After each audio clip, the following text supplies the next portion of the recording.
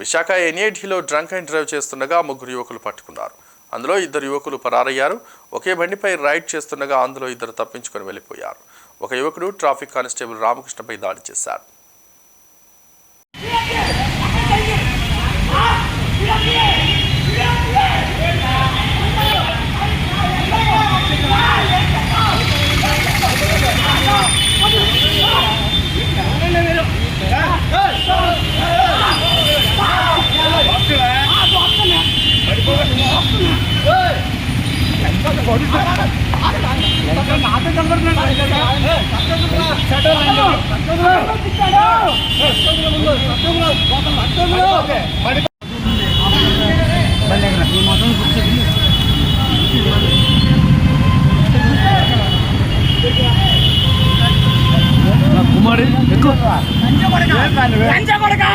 లంచ